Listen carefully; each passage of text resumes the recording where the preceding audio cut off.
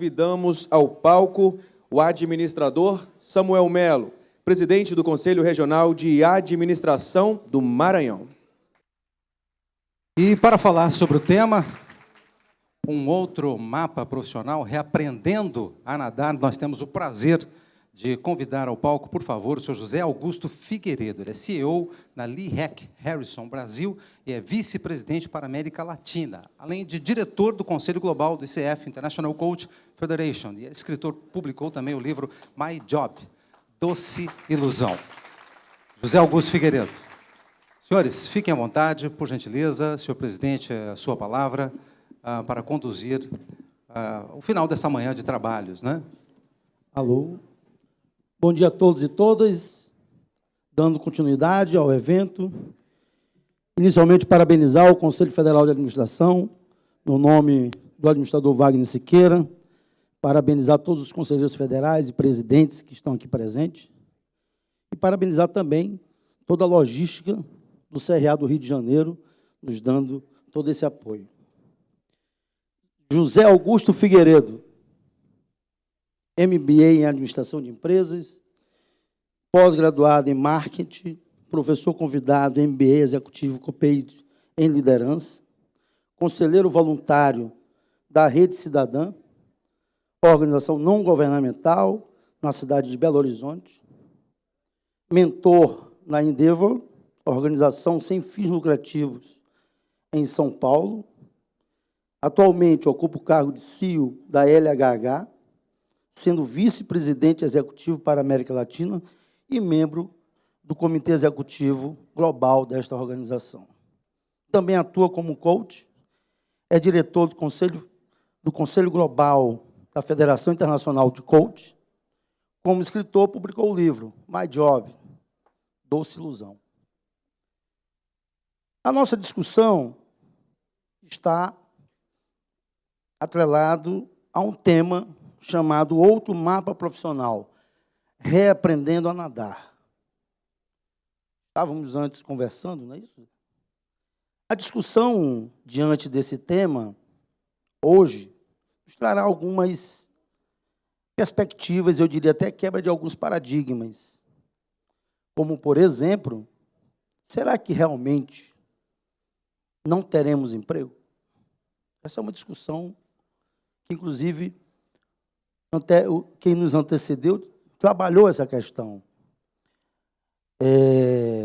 O tema também nos reporta uma discussão, eu não diria antiga, mas uma discussão desde o nascedouro da discussão da ciência, da arte, da administração. Alguns estudiosos disso, nós fomos extremamente competentes a partir da Revolução Industrial, no sentido de evoluirmos no tecnicismo, evoluirmos na racionalidade. E fomos diretamente ou proporcional incompetentes no sentido da compreensão, do olhar, da sensibilidade diante deste homem que viveu todas essas mudanças e só em termos teóricos, na verdade, pelo menos na administração, nós tivemos as primeiras discussões já no século XX, início do século XX. Então, o tema de hoje nos trará algumas inquietudes e reaprender a nadar, quando se discute reaprender, é algo que nós temos que voltar, nos reinventarmos diante daquilo que nós acreditamos. O juízo de valor daquilo que nós acreditamos é que nós vivemos e estudamos.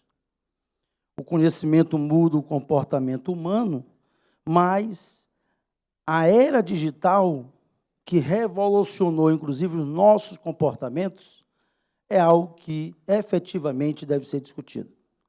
Então, daremos início a essa discussão. Inicialmente, o nosso palestrante, Zé Augusto Figueiredo, vai expressar, vai apresentar uma palestra que eu já vi, inclusive, extremamente bem abordada, e, ao final, faremos algumas discussões e perguntas diante do que foi falado. Com você. Boa tarde. Já é tarde. Mas bom dia. Então, como vocês já sabem, a gente tem milhares de coisas que são novas, né, no ambiente que a gente vive. Algumas coisas que já são presentes no nosso dia a dia, a gente consome, a gente compra, a gente utiliza, a gente usufrui, e a gente às vezes nem percebe das vantagens que trouxe, mas também a gente também não percebe o quanto a gente deixa de trabalhar. O trabalho braçal, o trabalho de outras pessoas sendo facilitados por tecnologia. Eu trouxe um vídeo que ele ilustra o tamanho do nosso buraco, vamos falar assim. O quanto a gente está ou vai ficar atordoado pelo que está vindo. Vamos assistir e depois a gente volta.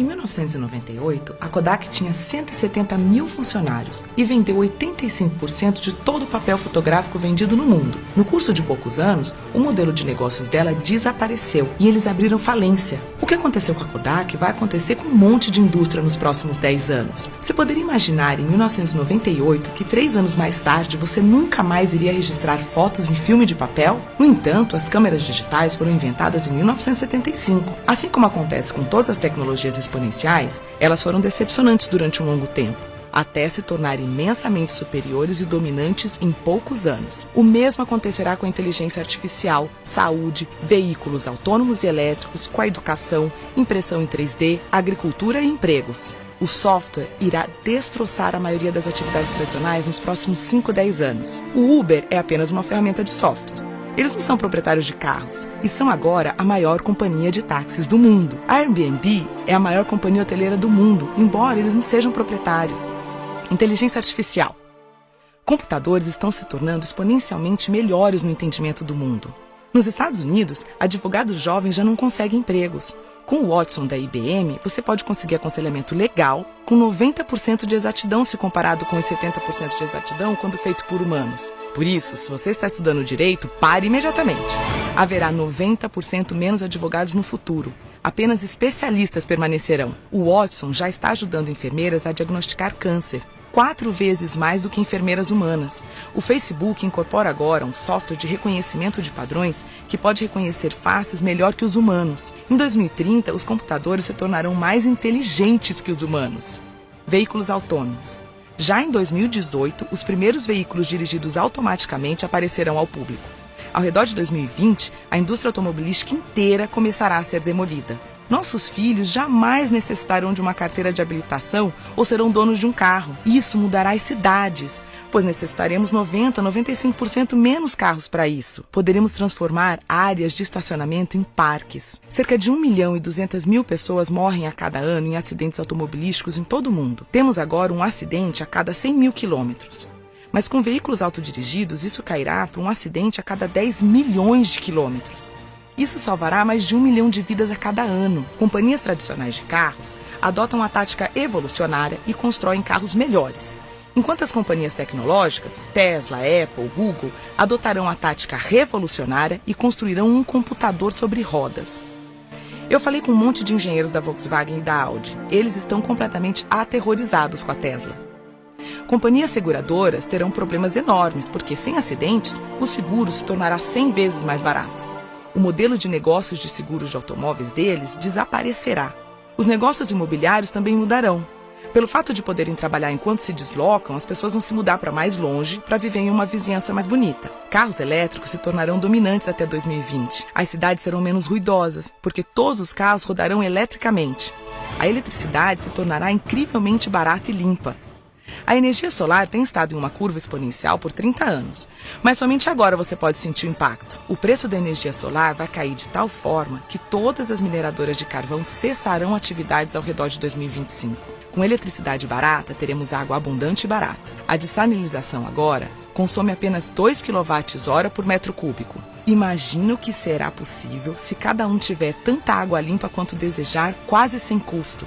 Saúde. Teremos companhias que irão construir um aparelho médico chamado Tricorder, na série Star Trek, que trabalha com o seu telefone, fazendo o escaneamento da sua retina, testa a sua amostra de sangue e analisa a sua respiração por meio de bafômetro. Ele então analisa 54 biomarcadores que identificarão praticamente qualquer doença. Vai ser barato de tal forma que em poucos anos cada pessoa desse planeta terá acesso à medicina de padrão mundial praticamente de graça. Impressão 3D. O preço da impressora 3D mais barata caiu de $18 mil para $400 em 10 anos. Nesse mesmo intervalo, tornou-se 100 vezes mais rápida. Todas as maiores fábricas de sapatos começaram a imprimir sapatos 3D. A estação espacial tem agora uma impressora 3D que elimina a necessidade de se ter um monte de peças de reposição como era necessário anteriormente. No final deste ano, os novos smartphones terão capacidade de escanear em 3D.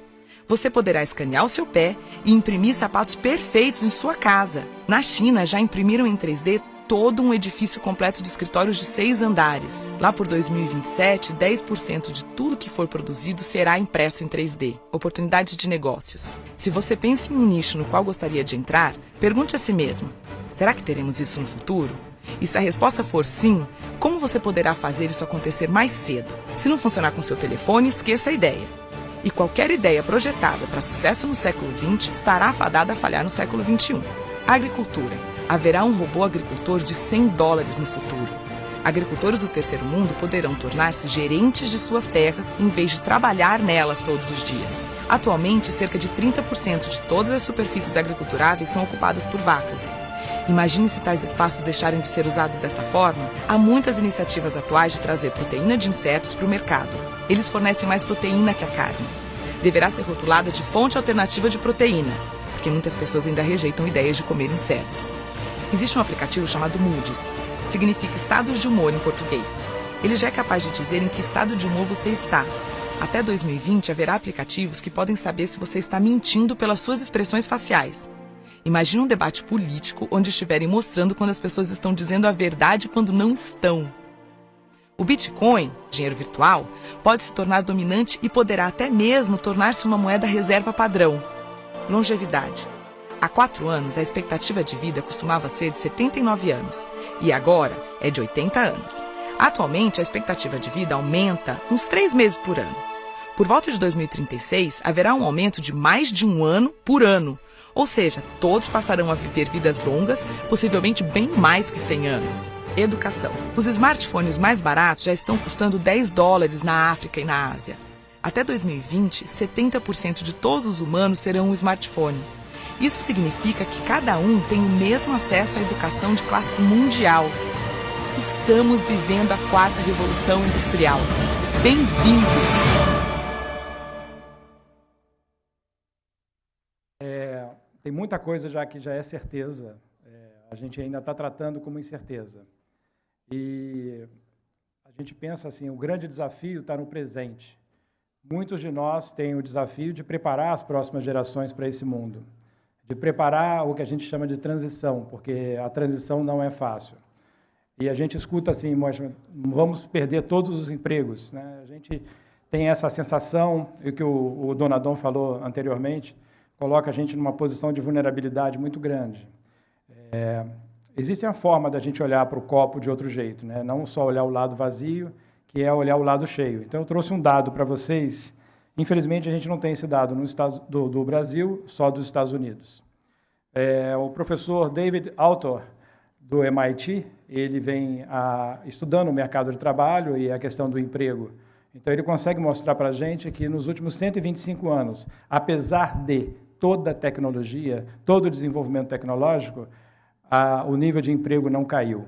Somente em 2 décadas, em 125 anos, devido a recessões e a crises, a gente perdeu emprego. O que a gente não pode querer falar, poxa, a tecnologia que tira o emprego? Não. No longo prazo, não é isso que acontece e a gente precisa aproveitar a oportunidade de, combinado com a tecnologia, a gente complementar. Uma outra afirmação feita é essa aqui. Quanto mais tecnologia, mais o humano passa a ser imprescindível. Mais a questão emocional, mais a questão dos sentimentos, mais o toque humano faz a diferença. Então, a gente precisa compreender como é que isso vai acontecer. E, claro, que no curto prazo a gente vê uma transferência muito grande de trabalho de um deslocando de um lado para o outro.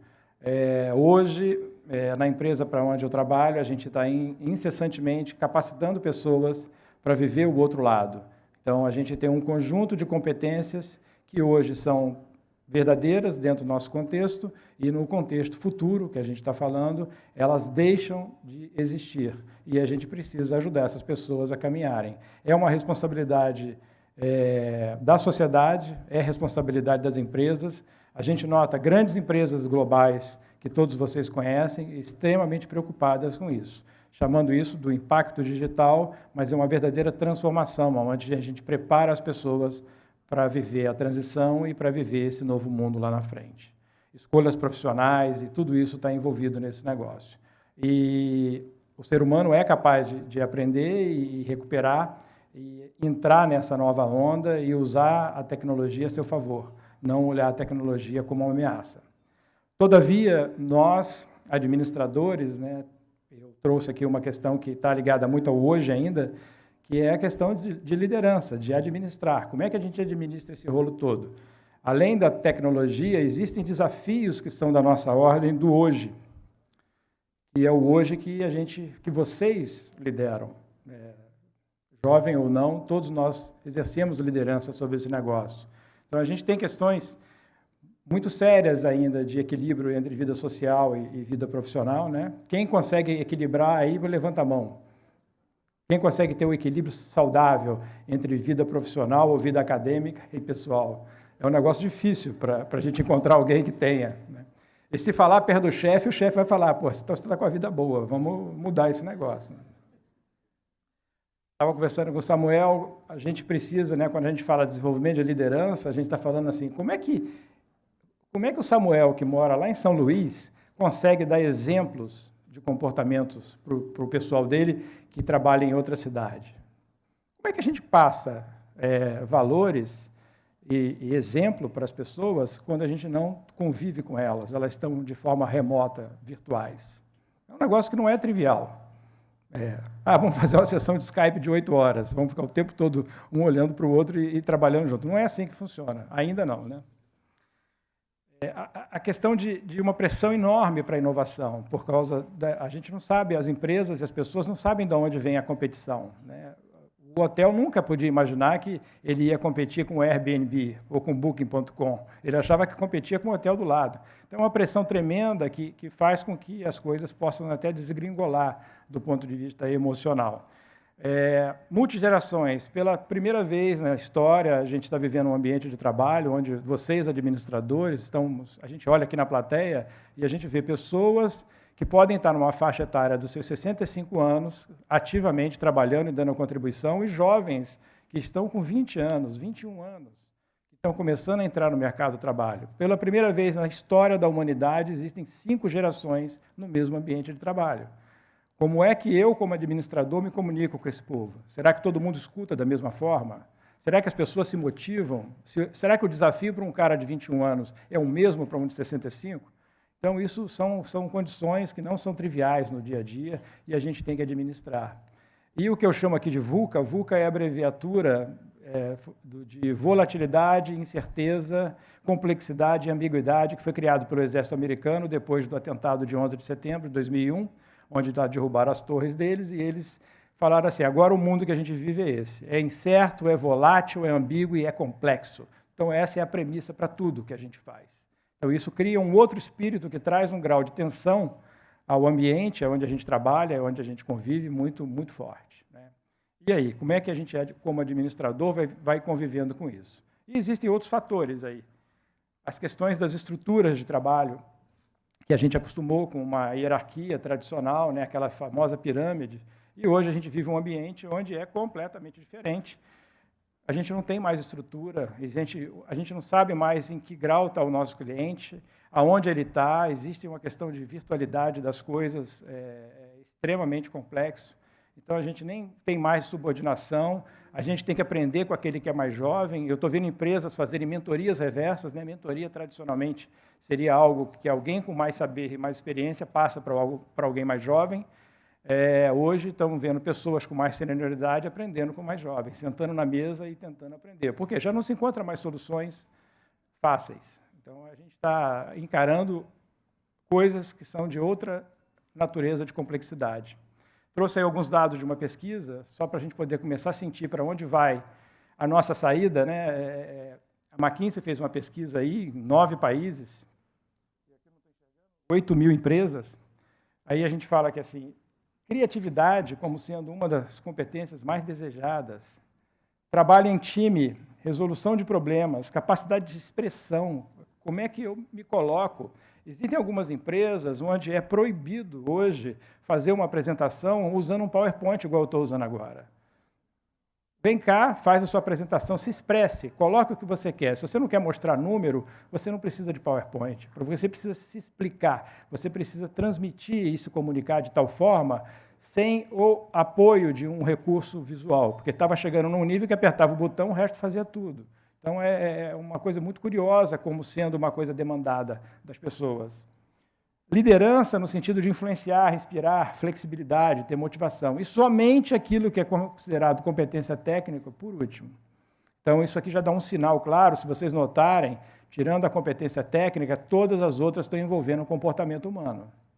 Comportamento esse que ainda, a parte da inteligência artificial, ainda tem uma dificuldade para replicar. Então, é mais ou menos nessa direção que a gente vai. Quando a gente olha para a geração dos mais jovens, né, eu trago uma outra pesquisa da Companhia de Talentos, 65 mil jovens dizendo para as organizações o que eles querem. E essa informação é muito boa, porque a gente vai viver essa transição e a turma quer fazer coisa diferente, a turma quer se desenvolver, ela quer trabalhar numa empresa que tem uma boa imagem, quer dizer, existem questões éticas aí que a gente está vivendo no Brasil no momento, que são, olha que coisa boa. Aquela empresa que não é ética, ela vai ficar sem gente boa. A gente tem um lugar onde tem a possibilidade de inovação, onde ele possa fazer diferente. Desafios constantes e realizações. Agora vocês veem, olha, não existe nenhuma demanda por parte desses jovens que diz respeito à grana. Ninguém está falando aqui de grau de remuneração, bonificação. Isso não aparece na pesquisa, nos primeiros rankings. Eles querem a capacidade de se desenvolver profissionalmente. E como é que as empresas conseguem fazer isso? Beleza, vamos investir nisso, porque a gente precisa mudar, transladar competências para viver esse novo mundo da Revolução 4.0. Mas olha aqui como é que é difícil administrar, olha como é que o desafio é constante. Uma pesquisa que nós fizemos na nossa consultoria, 870 executivos no Brasil, só executivos, gente de ponta. Se vocês fizerem a conta aí, vocês vão ver que tem 20 com 35, 55, 65, 67% dessas pessoas pensam em trocar de emprego em até 5 anos. Aí você fala, como é que eu vou investir? O grau de insatisfação é tão grande que é complicado. Como é que a gente desenvolve se a perspectiva de eu ter esse ser aqui comigo, trabalhando, é muito pequena nos próximos 5 anos? Qual é o payback desse investimento? Qual é o retorno desse negócio? Então, isso é só uma pitadinha de sal para a gente poder pensar que o ambiente ainda não é fácil, apesar da gente estar encarando a transição de peito aberto. E aí a gente fala, papel do líder, papel da liderança é resolver essa equação, resolver esse baita problema. E aí a gente pergunta, o que é liderar nesse contexto aí? O que acontece com o líder nesse contexto?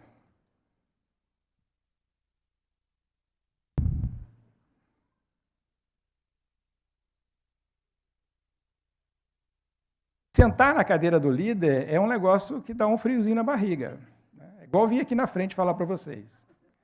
Mas é um sentimento que, o robô não sente esse problema, não tem esse problema. Os animais também não têm esse problema. Agora, por que isso acontece? Por que, ainda mais num contexto tão complexo, outro dia eu ouvi de um presidente de uma empresa, ele falou assim, cara, as minhas gerações, meu avô nadou de braçada, meu pai voou de avião com os braços abertos. Eu agora estou aqui num pepino tremendo, porque a empresa vai mal e o mercado está acabando e eu que vou enterrar tudo. Quer dizer, eles nadaram e eu que estou pagando o pato, cheguei na hora errada, né? Então, é uma questão de trazer para o negócio e para a posição de tomar as decisões no mundo tão complexo que a gente vive, que é uma questão de muita vulnerabilidade. Vulnerabilidade é um sentimento que a gente vem observando como sendo um dos sentimentos mais importantes em a gente saber lidar diante desse futuro incerto, ou desse presente inconsistente, desse presente complexo. E lidar com a vulnerabilidade, a gente tem que começar a fazer uma reflexão.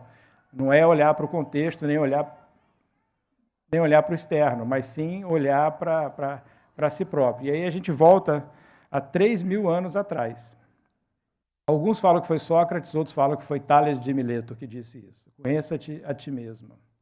É curioso, né? 3.000 anos se passaram e a gente está falando da mesma coisa, autoconhecimento. Como é que eu compreendo o que acontece comigo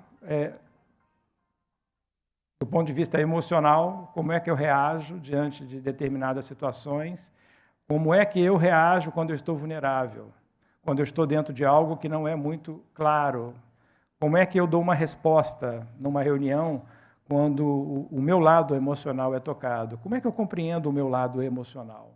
Então, assim, nós estamos saindo de uma questão, de um contexto indo para dentro do indivíduo. E o lado que eu trago para vocês, para a gente poder refletir muito, né? Não estou trazendo nenhuma receita de bolo. Então, quando a gente fala do mundo do trabalho, a primeira coisa que vem à mente é a competência, né? No sentido de qual a contribuição que eu tenho que dar, quais são a minha caixa de ferramentas que eu tenho. E aí a gente abre muito, uma coisa que o Donadon falou aqui, entre a tradicional que Recursos Humanos trabalha com a definição de competência como um conjunto de conhecimentos, habilidades e comportamentos ou atitudes que a gente tem. Às vezes eu pergunto, né, para algumas pessoas qual a diferença entre conhecimento e habilidade, porque isso é crucial que a gente tenha esse entendimento. E as pessoas falam, não, o conhecimento é algo mais teórico, algumas pessoas falam que o conhecimento é de mais fácil aquisição, e a habilidade é algo que exige, é algo da prática e é algo que exige um certo treinamento. Você desenvolve uma habilidade ao longo de um tempo.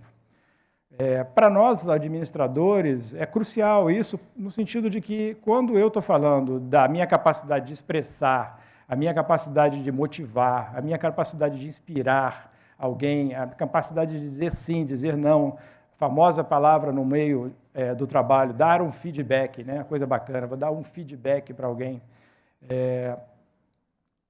Eu estou lidando com a minha habilidade, eu não estou lidando só com o meu conhecimento. E às vezes a gente faz uma metáfora para compreender assim, você sabe andar de bicicleta? Como é que você desaprende a andar de bicicleta? Como é que a gente desaprende a andar de bicicleta? Algumas pessoas falam, corta minhas pernas, não ando mais. Andar de bicicleta é um processo de tentativa e erro e aproximações sucessivas que exige um tempo. Por mais que a gente leia sobre como andar de bicicleta, a gente, ao pegar a bicicleta, a gente descobre que tem alguma coisa que falta. Liderar é o mesmo processo. Se expressar é o mesmo processo. Lidar com o outro, com o ser humano, é o mesmo processo. E aí, quando eu pergunto para o cara, você já foi a Seul, na Coreia? Ele, não. Saberia andar de bicicleta em Seul? Aí ele, não sei, talvez. Mas você coloca em xeque a sua competência ao falar isso. No entanto, se você observar, você só não anda bem de bicicleta em Seul por falta de conhecimento, e não por falta de habilidade. E aí, quando a gente olha para o terceiro elemento da competência, que é o nosso comportamento, que pode ser ilustrado pelo conjunto da nossa personalidade, dos nossos valores e das nossas crenças que vão sendo desenvolvidas ao longo da vida, esses dois itens, habilidades e comportamento, eles têm total mobilidade. Eu posso trabalhar numa indústria qualquer, em 3 meses eu vou adquirir o conhecimento para poder trabalhar naquele lugar. Todos vocês poderão fazer isso.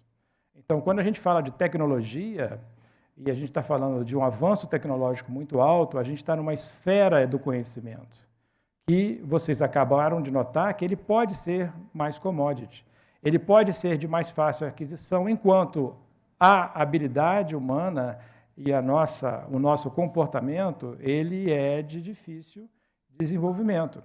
É muito comum chegar para os jovens que estão saindo da faculdade, como algum de vocês que eu estou vendo aqui, e perguntar: o que vocês vão fazer agora que se formaram? Aí o cara fala: vou fazer um mestrado. Você quer ser o pesquisador, o professor? Não, eu quero ficar mais competente. Eu faço o seguinte, vou te dar uma dica. Vou te arrumar um estágio numa obra de construção civil para você aprender a lidar mais com habilidade, você vai ficar competente. Você vai chegar sexta-feira, vai juntar todos os peões e vai falar para eles que não vai ter pagamento. Você vai aprender horrores a lidar com o ser humano. Vai ser bom. Acredite que vai ser bom. Então, isso é que acontece no mundo da administração, e coisa que o Samuel falou no início, a gente às vezes falha, porque a gente está na ânsia dentro da organização de promover aquele indivíduo que tem muito potencial para um cargo de gestão. E ele, eu falei que aproximações sucessivas e tentativa e erro, ele quer errar. Ninguém quer errar na frente dos outros. E aí aquele cara fica arrogante, ele se protege. E aí a gente cria vários monstrinhos jovens de alto potencial dentro da organização. E essa é a incompatibilidade que a gente precisa lidar. Então, para mim, esse aqui é um slide fundamental da gente poder ter a compreensão. E quando a gente fala de autoconhecimento, é a pergunta que eu também faço para muita gente, eu pergunto para o cara: quais são os seus valores? O cara chega para mim e fala: pô, Zé Augusto, eu estou pensando em mudar de empresa, o que você acha? Para qual empresa? Ah, tá, entendi. Mas está ruim a tua empresa? Não, não está tão ruim. Teu chefe é um bundão? Não, meu chefe é um cara legal. Você está ganhando mal? Não, estou ganhando bem. Então, qual é o problema? Eu não sei, tem um negócio assim que está desconfortável. Não sei se é perspectiva. Aí eu pergunto para ele: quais são os seus valores? Aí ele me olha: como assim? Valores. Onde é que você se apoia quando você toma decisão? Ah, eu sou honesto. Não, isso eu sei, são valores éticos. Não é esses que eu estou perguntando. Eu estou perguntando assim: quais são os seus valores? Como é que você funciona? Como é que você dá uma ordem? Como é que você dá um feedback? Como é que você tem que, na hora que bater, você bate? Na hora que tem que fazer carinho, você faz? Como é que você funciona como pessoa? Em que você acredita? Quais são as suas crenças? Aí o cara: eu preciso pensar. Eu falei: então pensa. Então, assim, vocês estão rindo, mas é impressionante. De cada 10 que eu pergunto, 9 não conseguem responder. E aí fica muito complicado quando a gente está diante de um mundo em transformação, do ponto de vista tecnológico, que vem para ajudar a gente. Vocês viram? Vai ter saúde para todo mundo, barata, vai ter uma série de questões que vão ser resolvidas tecnologicamente. O vídeo fala muito que o advogado vai estar com um problema, né? Ainda bem que não é o administrador. O administrador tem a chance de organizar essa festa, porque é um negócio fundamental e as pessoas precisam ter a compreensão de como é que elas funcionam, porque a pressão vai ser enorme. E na hora que a gente fala de aprender coisas novas, porque é a tecnologia que está mudando, a gente está lidando com a questão do conhecimento, a gente não está lidando só com outras. A gente tem a mobilidade de ter o nosso comportamento, que permeia muita coisa, e a aprender, passo a passo, a desenvolver habilidade dentro desse novo contexto.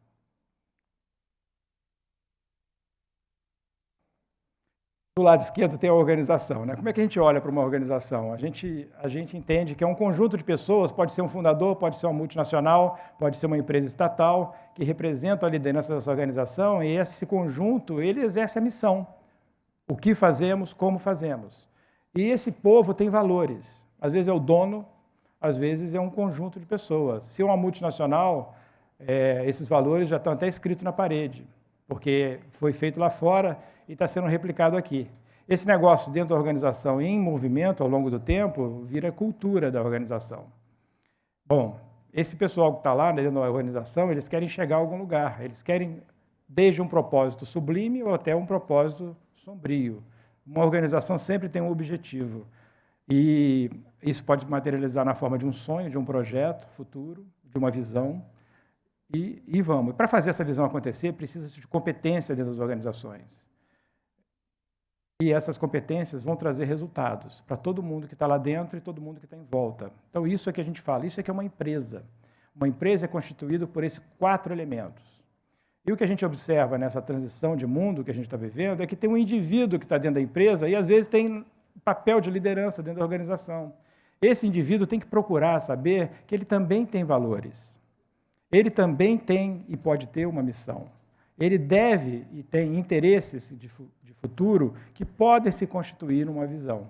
E aí a gente vê que o grau de infelicidade no ambiente de trabalho e de medo em relação a todas essas mudanças é tamanho, mas você vai ver e, às vezes, o problema são diferença de valores. Às vezes, você tem uma organização mais mais paralisada, mais cautelosa no valor, e você é um ser muito mais aberto a correr riscos. E aí você, eu quero empreender, eu quero sair fora disso aqui. Então, precisa compreender o que está acontecendo, porque se a gente não compreende, a gente gera sofrimento para a gente mesmo e gera sofrimento para a nossa equipe. A gente gera sofrimento em volta da gente. O interesse de longo prazo é algo extremamente mobilizador. Eu estou trabalhando naquela empresa ali, mas não é isso que eu quero para o meu projeto, é outro. Assim, como é que você pode trabalhar num lugar que vai facilitar o teu projeto? Essa é a grande questão. As empresas fazem pesquisa de clima, fazem pesquisa de engajamento, e todos os indicadores não são bons. Algumas empresas mais na frente já aprenderam que não adianta mais a gente querer trazer top-down, de cima para baixo, a visão da organização. Na minha época, quando eu comecei a trabalhar, eu comprei a visão da empresa e vesti a camisa. O dia que me mandaram embora, eu fiquei descamisado. A garotada que chega hoje já vem sem camisa, tatuado, com a sua própria visão. Então, é difícil fazer esse negócio. E as organizações já aprenderam que o desafio delas é criar contexto para que as pessoas possam realizar os seus projetos, os seus sonhos dentro do ambiente de trabalho. E é uma troca. E isso é o futuro, do ponto de vista de como é que eu vou ter os melhores talentos comigo e como é que eles vão se desenvolver aqui dentro. Competências no indivíduo. Competência do indivíduo, normalmente, é o repertório que ele traz, é a história. Será que a competência que eu trago, ela é importante no presente e no futuro da organização? Essa é uma pergunta para refletir. E isso acontece muito problema.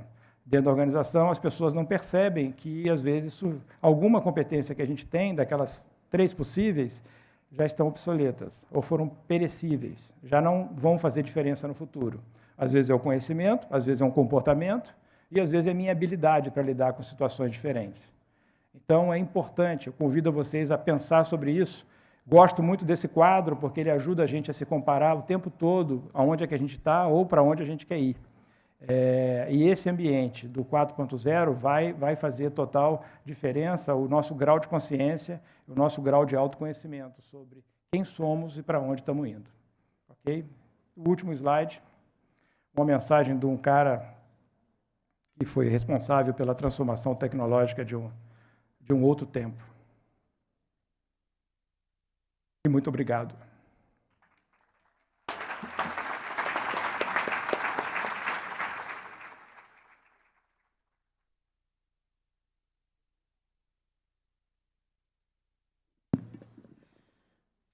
Parabéns ao professor Zé Augusto.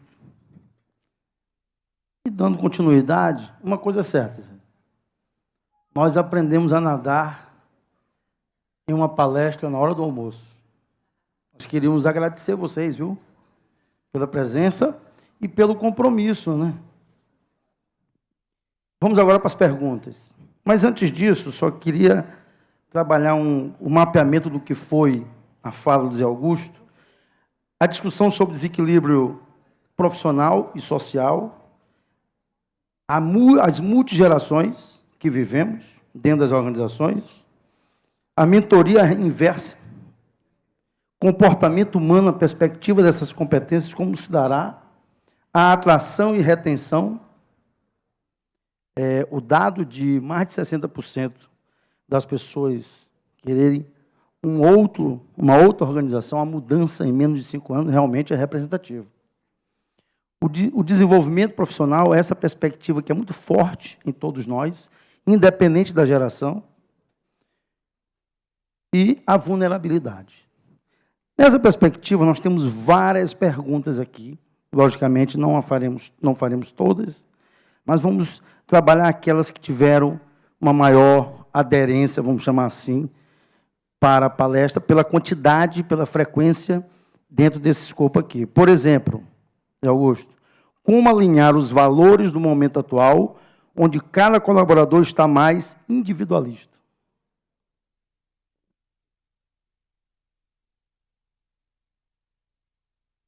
Como alinhar os valores?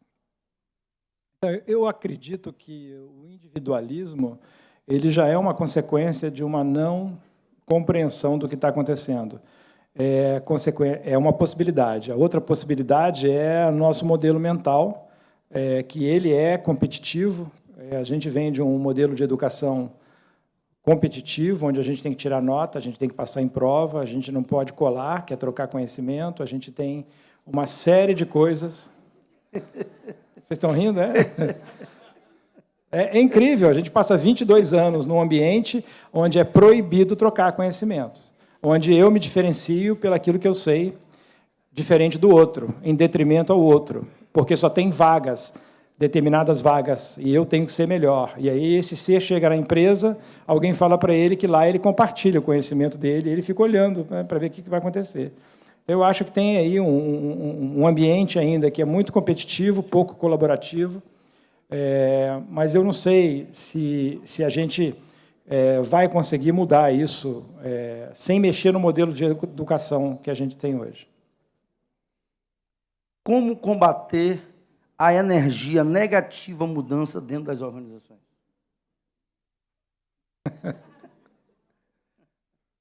Então, a primeira coisa que, indo para o lado bem prático, todo mundo que resiste à mudança resiste porque está com medo. A primeira coisa, assim. Então, eu estou diante de um ser que está com medo. Eu posso perguntar, medo de quê? E posso tentar investigar.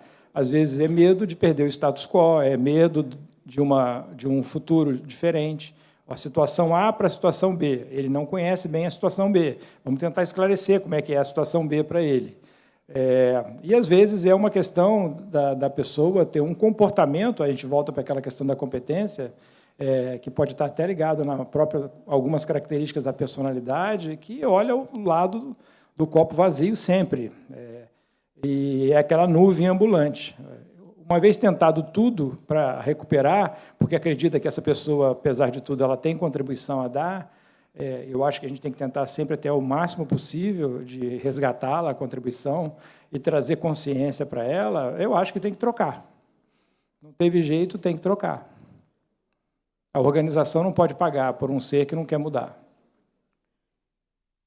Como a Revolução 4.0 pode impactar na gestão pública? Então, a gestão pública, eu acho que é inevitável, tudo que a gente olha aí, alguns investimentos que vêm da 4.0 de tecnologias dependem muito de grandes investimentos. E, muitas vezes, isso terá que ser feito pelo Estado. Em alguns países, principalmente países onde o Estado tem uma predominância maior, como é o caso do Brasil, em alguns setores, por exemplo, saúde. Então, eu acho que não vai ser resistente. Eu acho que a questão, a cada dia a gente vê processos depurativos do ponto de vista de competência, evolutivos do ponto de vista das pessoas realmente terem maior consciência do que é ser um servidor público. E eu acho que a tecnologia vai ser avassaladora. Não tem como segurar. O máximo que vamos ouvir no início é não temos dinheiro para comprar isso, mas o preço cai drasticamente a cada momento. Então, eu acho que não tem escapatória. Eu acho que a grande saída para a gente modernizar, por exemplo, o Brasil, vai ser através de tecnologia. Última pergunta. Não estou querendo te derrubar, não, viu? É o que tem aqui. Não, na boa. Na atual conjuntura, você escolheria a administração para cursar, para a sua formação? É uma pergunta complicada para mim, primeiro porque assim, a minha primeira formação é em engenharia. Eu estudei engenharia mecânica e alguns anos depois eu já logo comecei a trabalhar como administrador, fui fazer um MBA em administração e depois, mais tarde, eu decidi que eu queria ser psicólogo e voltei para a faculdade e estudei psicologia. Então, normalmente, quando eu chego num hotel hoje, aparece lá o campo profissão, eu coloco do lar. Porque... E é curioso, porque o meu CRP, o Conselho Regional de Psicologia, o número que vem da minha identidade original é do CREA. Então, quem olha aquilo não entende nada. Fala assim, o cara é o quê? Eu falei, eu não sei mais o que eu sou. Eu acho que eu sou um administrador psicólogo processual da engenharia.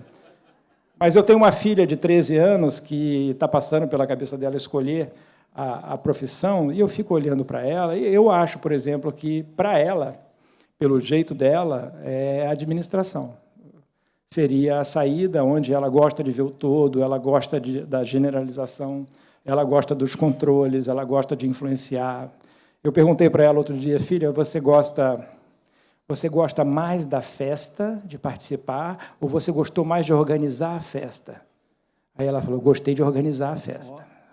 Administração. Então, eu fico só observando sem influenciar muito. Pessoal, assim nós finalizamos, mas antes de finalizar, eu não posso me furtar a dizer a todos vocês, aqueles que são acadêmicos, aqueles que estão já na luta da administração, nós somos uma verdadeira nação nesse país.